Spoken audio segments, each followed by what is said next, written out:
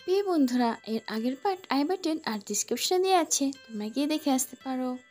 এটা হচ্ছে এই ড্রামার লাস্ট পার্ট। আগে পেটে দেখেছিলাম সিঞ্জুর বাবা অসুস্থ হওয়ায় সিঞ্জুকে তাদের বিজনেসের দায়িত্ব নিতে হয়, যার ফলে সে এখন খুব ব্যস্ত। তাকে অফিসেও কাজ করতে হয়, আবার বাকি কাজগুলো বাড়িতে এসে করে। পরের দিন ম্যানেজার সিঞ্জুকে জানায় যে আমাদের কোম্পানিতে ইনভেস্টর খুবই দরকার। তোমার বাবার সাথে ইতিমধ্যেই এক ইনভেস্টরের কথা হয়েছিল। সেই ইনভেস্টর চায় তার নাতনির সাথে যেন তুমি দেখা করো। আমাদের কোম্পানির এখন ইনভেস্টরের খুবই দরকার, তাই এই মিটিংটাও তোমার জন্য খুবই জরুরি। সিএনজির কাছে আর কোনো উপায় নেই, সে মিটিংয়ের জন্য চলে যায়। সিএনজি যখন ইনভেস্টরের সাথে দেখা করতে যায়, দেখে সেখানে হীরাও আছে। আর এখানে আমরা জানতে পারি ওই ইনভেস্টরের নাতনি হচ্ছে হীরা। হীরা সিএনজিকে জানায়, আমি তো জানতামই না যে গ্র্যান্ডপা আমার জন্য তোমাকে পছন্দ করেছে, নাহলে আমি তো এতদিন রিজেক্ট করে দিয়েছি। এখানে গ্র্যান্ডপা এটা জেনে খুশি তার নাতনি আর সিএনজি তো একে অপরকে আগে থেকেই চেনে। এই কারণে গ্র্যান্ডপা সিনজু আর হীরাকে বলে, তোমরা যেহেতু একে অপরকে আগে থেকেই চেনো, তাহলে যত তাড়াতাড়ি সম্ভব বিয়ে করে নাও। গ্র্যান্ডপার কথা শুনে তো হীরা ভীষণ খুশি, কিন্তু সিনজু তার মন খারাপ, সে কি করবে সে বুঝতে পারছে না। এরপরে দেখি আলাদাভাবে সিনজু আর হীরা কথা বলে। সেখানে হীরা বলে, আমি তো জানতামই না যে গ্র্যান্ডপা যে ছেলে পছন্দ করেছে সে তুমি। আমি যখন ছবি দেখলাম তখন আমি রাজি হয়ে গেছি। আসলে আমি তোমাকে আগে থেকেই পছন্দ করি। হীরা আর সিনজুর মধ্যে অনেক মিল আছে, এই কারণে সিনজু ডেট করতে রাজি হয়ে যায়। আর এই কথা শুনে হীরা ভীষণ খুশি। সিনজু যখন বাড়িতে যায় মিটিংয়ে কী হয়েছে সিনজুর মা সেটা জানতে চায়, কিন্তু সিনজু তার মাকে কিছুই বলে না। এই কারণে হানি একটু পরে সিনজুর রুমে যায়, আর মিটিংয়ে কী হয়েছে সেটা সিনজু হানিকে জানায়। আর সে এটাও জানায় সে আর হীরা খুব তাড়াতাড়ি বিয়ে করছে। এই কথা শুনে হানির মন পুরো ভেঙে চুরমার হয়ে যায়। যাকে সে এতদিন নিঃস্বার্থে প্রাণপণে ভালোবেসেছে, সে আজ নিজেই অন্য কারো হতে রাজি।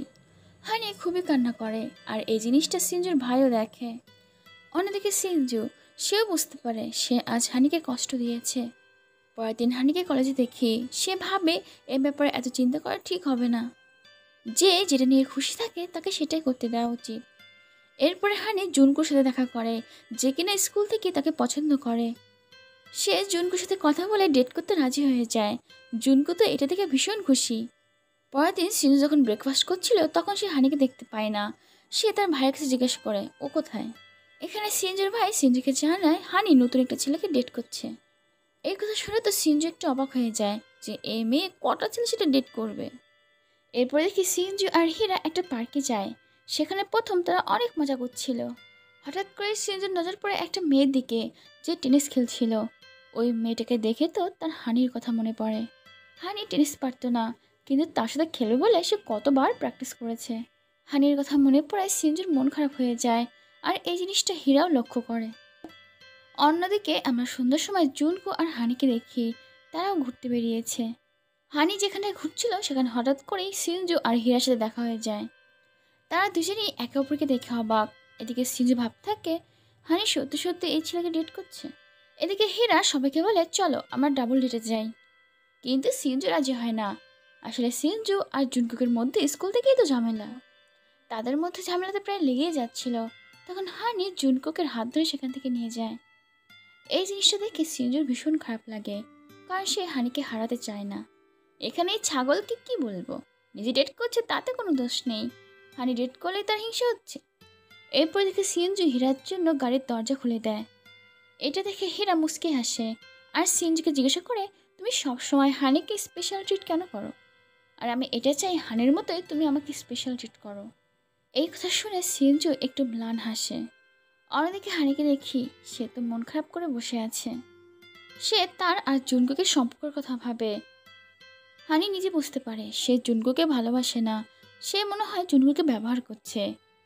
জুনকুক তাকে ভালোবাসে, সে জুনকুকে কষ্ট দিতে চায় না, আর এই কারণে সে জুনকুকের সাথে ব্রেকআপ করে নেয়। পরের দিন হানি যখন একা একা রাস্তা দিয়ে যাচ্ছিল তখন সে সিনজু আর হীরাকে দেখে, তারা একসাথে শপিং করছিল। এটা দেখে হানি মাথা নিচু করে সেখান থেকে চলে যায়। সেদিন রাতে হানি যখন তার বাবার রেস্টুরেন্ট থেকে বেরোচ্ছিল তখন সে সিনজুকে দেখে, সেখানে সে ছাতা নিয়ে দাঁড়িয়ে আছে। সিনজু হানিকে ছাতা দেয় আর বলে আমি জানি তুমি ছাতা নিতে ভুলে যাও। যেতে যেতে সিনজু হানির কাছে জুনকুকের ব্যাপারে জিজ্ঞাসা করে। এখানে হানি বলে জুনকুক আমাকে খুব ভালোবাসে, কিন্তু আমি ওকে ভালোবাসতে পারিনি, তাই ব্রেকআপ করে নিয়েছি। এই কথা শুনে সিনজু ছাতা ফেলে দেয় আর বৃষ্টিতে ভিজতে ভিজতে সে হানিকে কিস করে। তারা যখন ভিজে পড়ে বাড়ি যায় তখন সিনজুর মা তো তাদের দেখে ভীষণ খুশি। সেখানে পরিবারের সবাই ছিল। সিনজু সবাইকে জানায় সে হানিকে বিয়ে করবে। সিনজুর এই কথা শুনে তো পরিবারের সবাই খুশি, বিশেষ করে তার মা। পাশ থেকে সিনজুর ভাই বলে, আমি তো আগেই জানতাম ভাইয়ের মনে কি ছিল। রাতের বেলায় দেখি সিনজু আর হানি অনেক সুন্দর একটা সময় কাটায়। আর সিনজুর মা দূর থেকে সেটা দেখে আর ফটো তোলে। পরের দিন সিনজু হীরার সাথে দেখা করে আর তাকে বলে, আমি সরি, আমি তোমার সাথে থাকতে পারবো না। তখন হীরা বলে, আমি আগেই জানতাম তুমি সবসময় হানিকেই পছন্দ করেছো।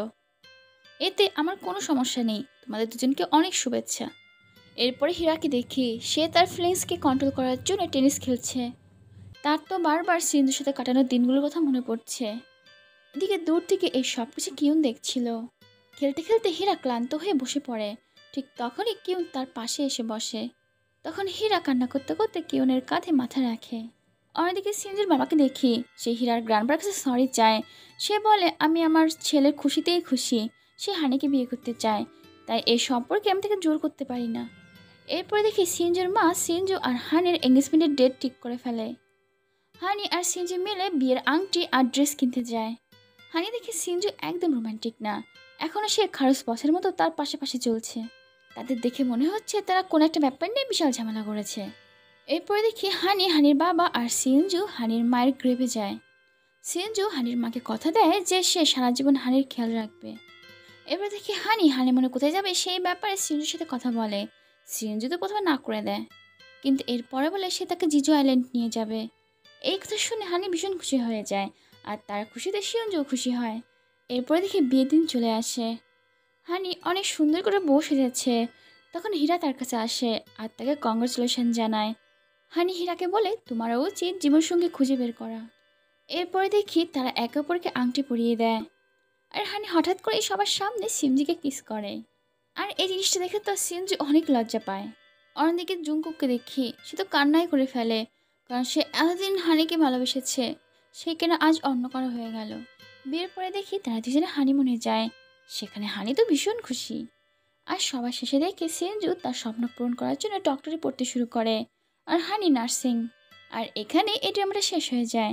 প্রিয় বন্ধুরা, এই ড্রামাটা তোমাদের কেমন লাগলো সেটা আমাকে কমেন্ট করে জানিও আর লাইক করতে ভুলো না। প্রিয় বন্ধুরা, এই ভিডিও আমি একাই অনেক কষ্ট করে বানাই, তাই প্লিজ একটা লাইক আর কমেন্ট করে দিও। আর যদি সাবস্ক্রাইব না করে থাকো তাহলে সাবস্ক্রাইবটাও করে দিও।